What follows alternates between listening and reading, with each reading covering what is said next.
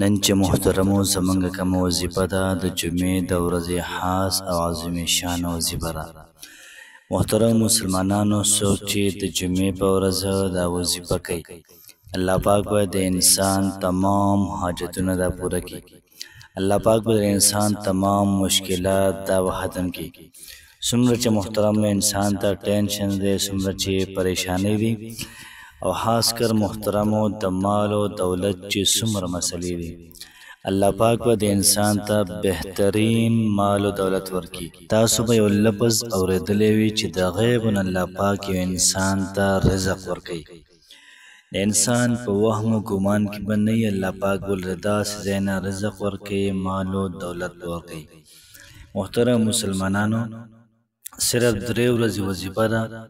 نن شروع کوي یا سبا شروع کوي، بل سبا چې کرم تاسو شروع کوئ. 3 ورځې وظیفه ده. تاسو په یقین سره وکئ، اطمینان سره وکئ، توجه سره. انشاءالله العزیز په 3 ورځو کې به ستاسو هر ارمان دا پوره کیږي، هر خواهش دا پوره کیږي، هر مشکل محترم دا ختمیږي. د سورة فاتحې ډیر زیات عظیم شان وظیفه محترم. بسم الله الرحمن الرحیم.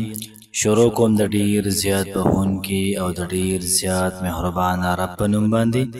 زه ګواهي ورکوم د دې خبرې چې د الله پاک علاوه د عبادت لایق بل څوک نشته. نبی کریم صلی الله علیه و آله وسلم د الله پاک بنده او د الله پاک رسول دی. محترم مسلمانانو، نن چې کومه زموږ وظیفه ده ډیره زیاته عظیم شان وظیفه ده، ډیره زیاته پاورفل او ډیره بهترینه وظیفه ده.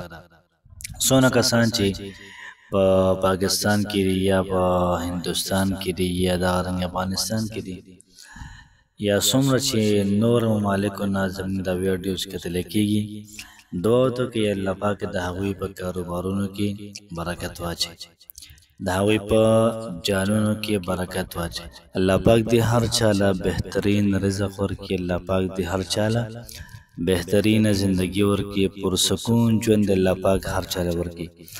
نن چې محترمو کوم وظیفه ده د سورة فاتحې وظیفه ده. د چا کو څومره حاجات وي د هغې دپاره ځان له وظیفه کې 3 ورځې وظیفه ده. انشاءالله العزیز په 3 ورځو کې به ستاسو حاجات دا پوره وي. چا څومره مشکلات دي ځان له وظیفه کې 3 ورځې وکړئ، انشاءالله العزیز ستاسو تمام مشکلات دا به ختم شي.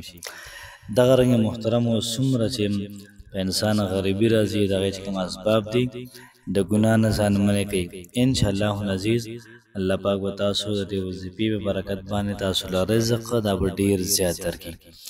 نو نن زموږ وظیفه داسې شوه چې تاسو به سورة الفاتحه یعنی الحمدلله رب العالمین تر وللضالین پورې دا وظیفه به تاسو 140 پیرې وکړئ په یو ورځ باندې. په 2 ورځ باندې تاسو دا وظیفه وکړئ 140 پیرې، او هغې نه بعد به دعا وکړئ. په لومړۍ ورځ هم 140 پیرې او بیا دعا، په 2مه ورځ 140 پیرې او بیا دعا، او په 3مه ورځ 140 پیرې او بیا دعا. انشاءالله چې په 3 ورځو کې به ستاسو حاجتونه پوره وشي، مشکلات هم ختم شي. الله پاک مو خوشحاله آباد ساته. السلام علیکم ورحمت الله وبرکاته.